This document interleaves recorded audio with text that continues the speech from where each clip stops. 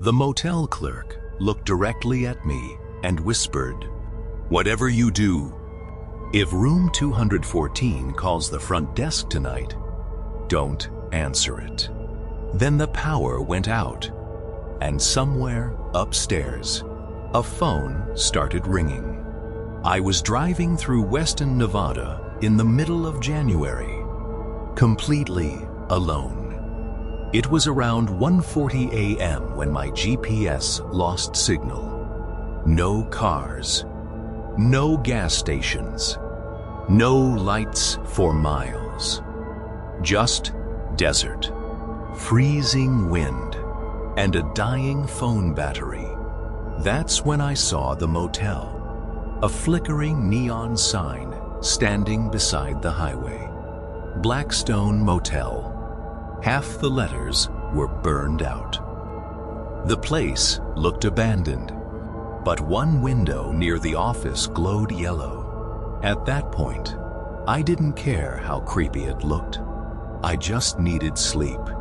The parking lot was empty, except for an old rusted pickup truck covered in dust. No snow on it, which was strange, because snow covered everything else. I grabbed my backpack and walked toward the office. The bell above the door jingled softly. Inside smelled like wet carpet and cigarette smoke. An old man sat behind the counter watching static on a tiny TV. He looked about 70. Thin face, sunken eyes. Didn't smile. Didn't even blink much. He slowly slid a paper registration form toward me. "No cards," he muttered. "Cash only. I paid for one night." The old man handed me a metal key attached to a faded plastic tag. "Room Arling Jewel." Then he froze, like he suddenly remembered something horrible. His eyes slowly lifted toward the hallway behind me, and in a low, shaky voice, he said, "If you hear knocking tonight, don't open the door." I laughed nervously, thought maybe he was trying to scare travelers for fun, but he didn't laugh back. Not even a little. The motel hallway was dead silent. Every light buzzed softly overhead. Room 209 sat near the far corner, and directly across from it was room Laun by Yi Shi Sis. The door looked different from the others. Darker, Dan, almost stained, and there were deep scratch marks near the handle, like someone had clawed at it hard. I suddenly noticed something else. Every room had a welcome mat, except Laun by Yi Shi Sis. I unlocked my room and stepped inside.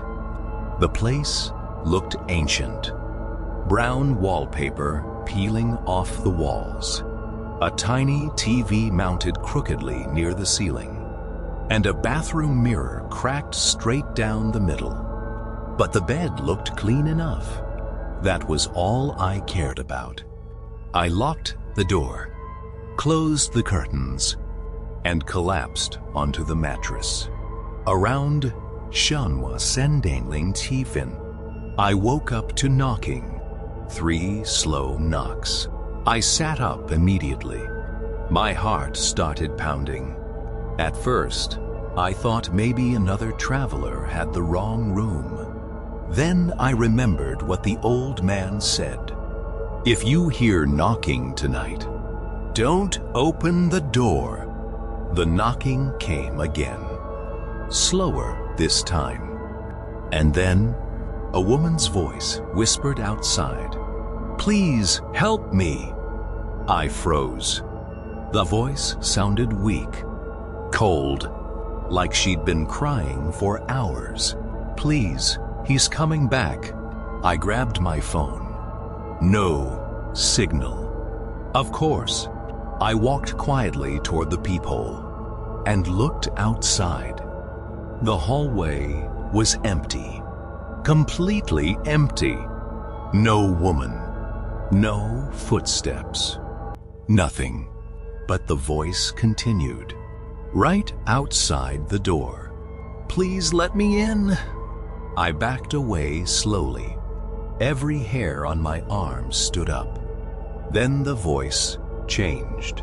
It became deeper, wrong somehow, like multiple voices speaking together. "Let me in." The doorknob suddenly rattled violently. I stumbled backward.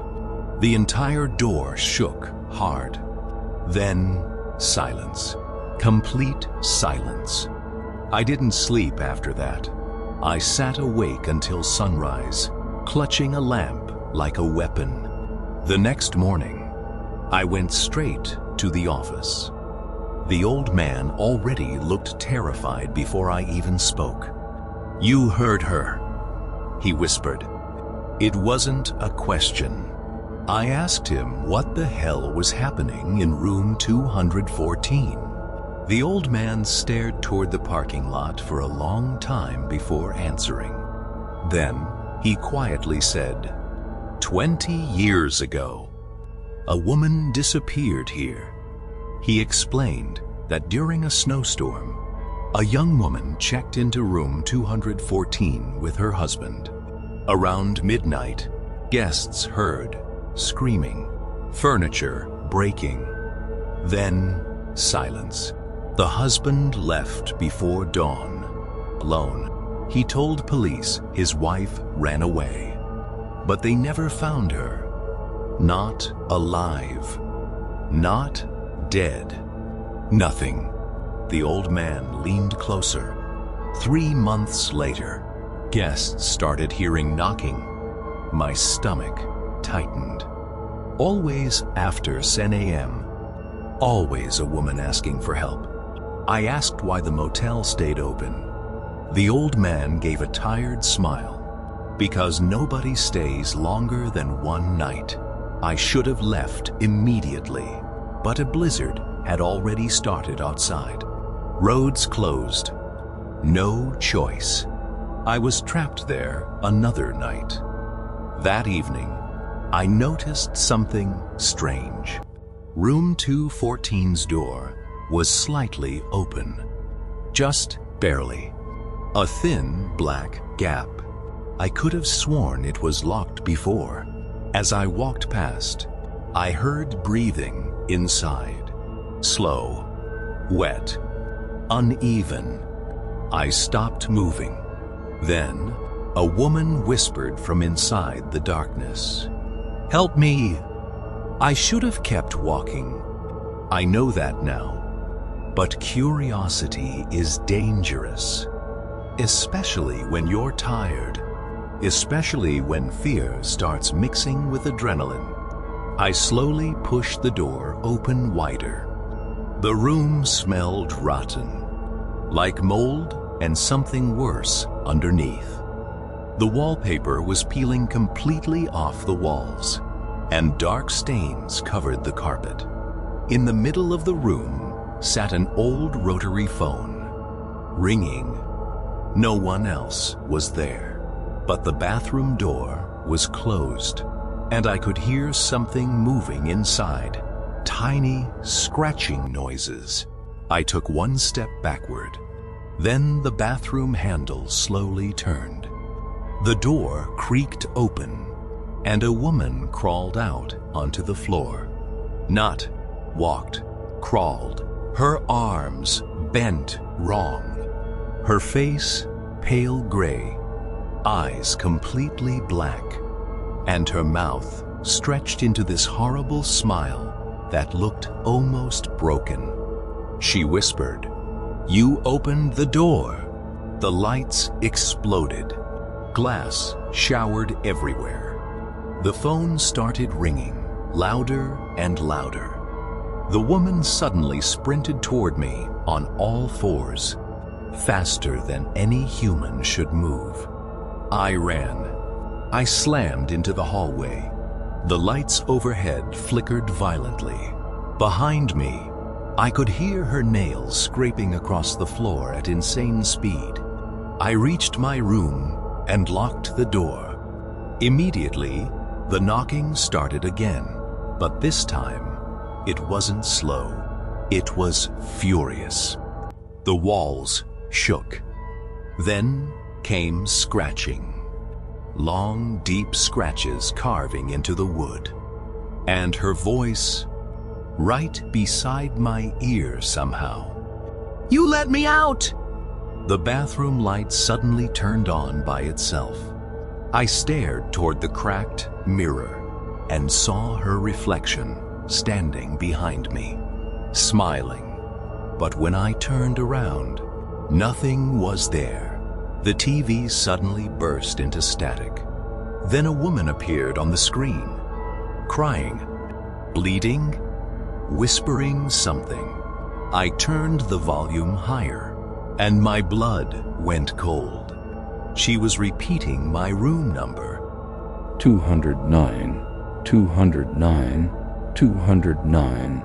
Then she looked directly into the camera and screamed. The TV shut off instantly. At the exact same moment, someone knocked once behind me. Inside the room, I turned slowly.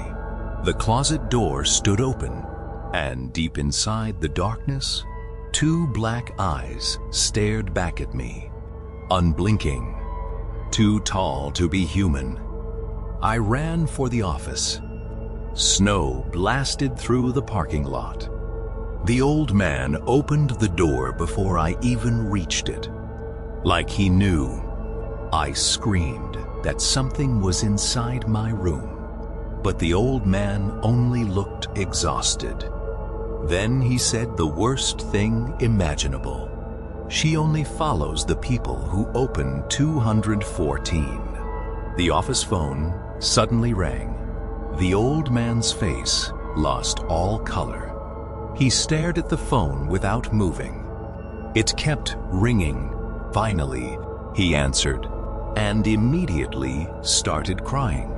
I couldn't hear the voice on the other end, but I heard one sentence the old man whispered before hanging up. "She knows your name now." The power died again. Complete darkness swallowed the motel. Then came footsteps above us. Slow, heavy, dragging. But there was no second floor. The old man grabbed a shotgun from beneath the counter, hands shaking violently. He whispered, "Don't look at her eyes." The footsteps stopped directly above us. Then, something crashed across the ceiling.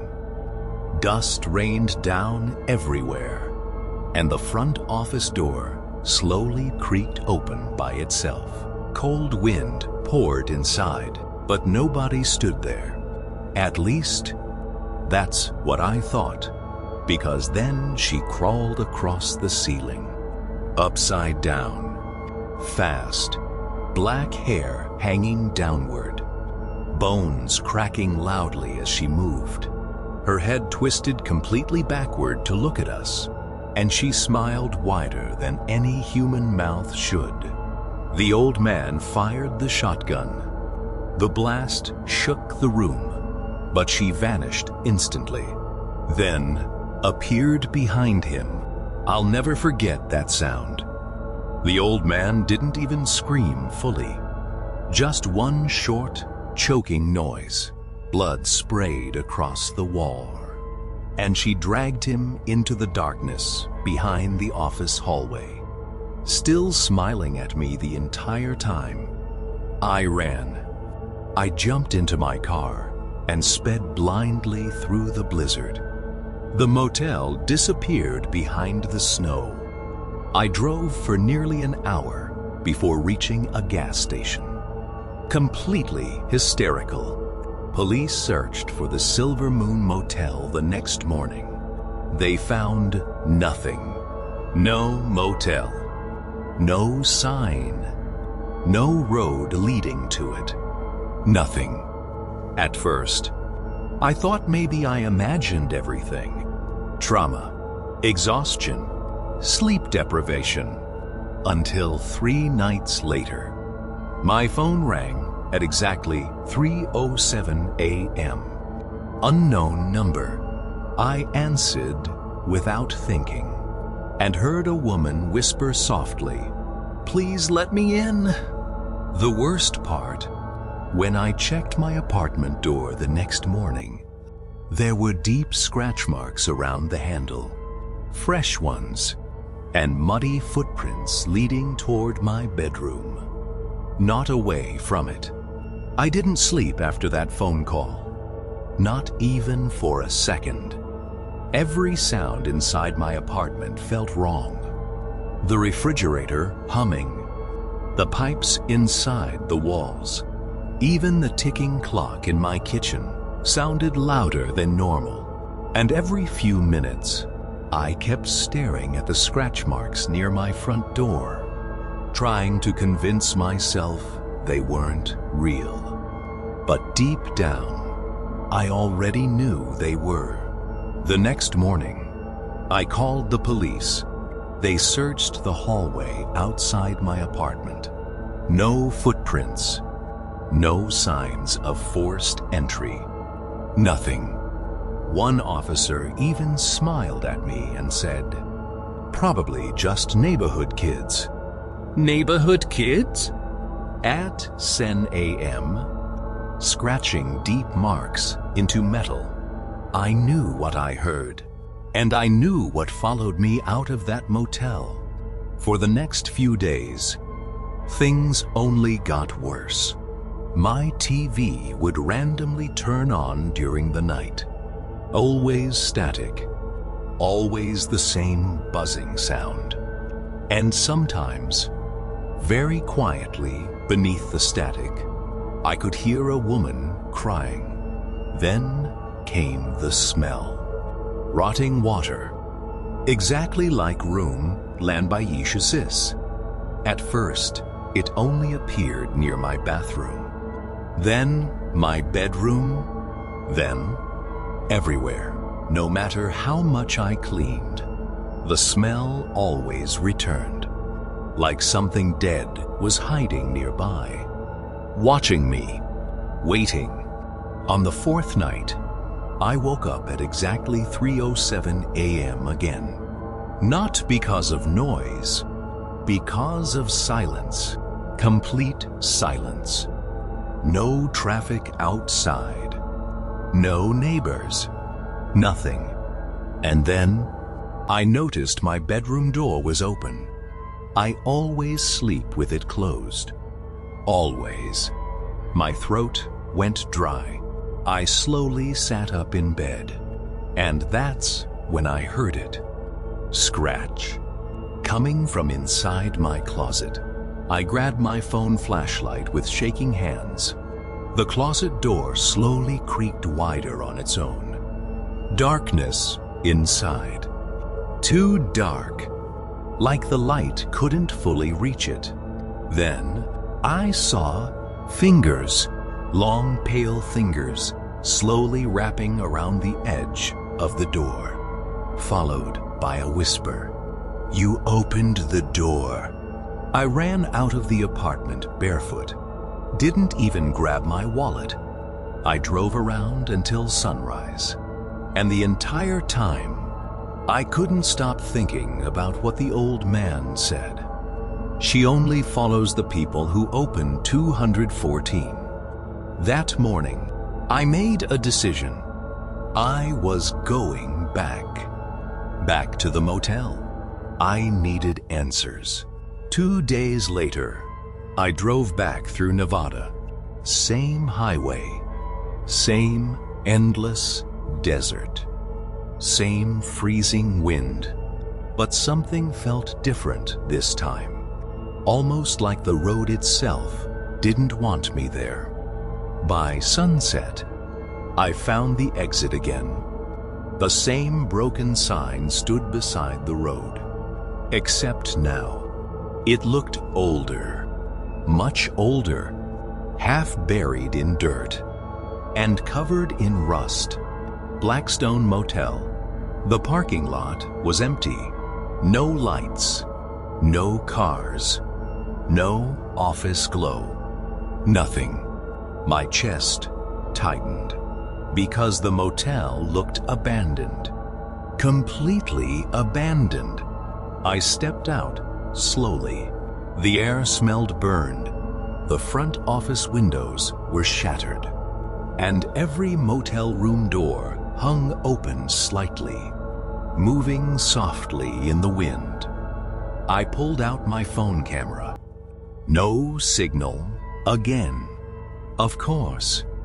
I walked toward room Laun by Yishisis and froze because the scratch marks were still there, exactly the same, fresh. Then I noticed something horrifying.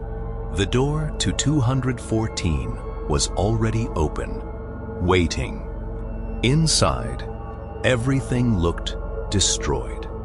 Burned wallpaper, collapsed ceiling, black scorch marks everywhere, like a fire had ripped through the room years ago. And in the middle of the floor sat the rotary phone. RRR.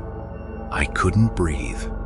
The phone was ringing inside a burned, abandoned motel. I slowly approached it. Every instinct screamed at me not to touch it. But I still picked it up. And immediately, a woman whispered, "He's still here." The line went dead. Then, I heard footsteps behind me, heavy, slow, dragging across the burned carpet. I turned around and saw a man standing in the doorway, tall, motionless, face hidden in darkness. But I recognized the voice instantly. The motel clerk. "You shouldn't have come back," he whispered. I stared at him in confusion. "How are you alive?" The old man smiled weakly, then said something that made my blood freeze. "I never left." Suddenly, the hallway lights flickered on by themselves, one by one. Room 201, room 202, room 203. All the way to 214. Like the motel was waking up again. And then the screaming started. Not one voice. Dozens. Men. Women. Children. All screaming at once from inside the rooms. Banging exploded through the hallway. Doors shaking violently. Something slammed against the walls from the inside, trying to get out. The old man grabbed my arm hard. His face looked terrified now. "Run."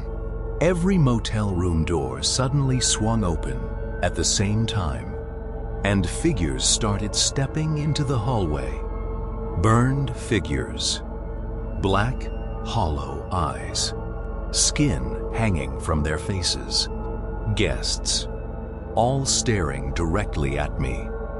Then I saw her, the woman from room 214, standing at the end of the hallway, head tilted unnaturally, smiling. "You brought him back," she whispered. Before I could move, every light exploded. Darkness swallowed everything. And something grabbed my ankle hard. I kicked wildly and crawled toward the exit. Behind me, I could hear dozens of footsteps chasing me through the motel. Fast, closer. I burst outside into the desert and jumped into my car. The engine struggled, wouldn't start. Behind me, the motel doors slowly opened, and figures began walking out into the snow, one after another, silent, watching me. Then the engine finally started. I sped away without looking back, but in my rear view mirror, I still saw them standing there, perfectly still, until the snow swallowed them completely. 3 days later, I visited the local town library. I needed proof. Anything. The librarian looked nervous the moment I mentioned Blackstone Motel. Then she brought out an old newspaper clipping from 2009, and my stomach dropped.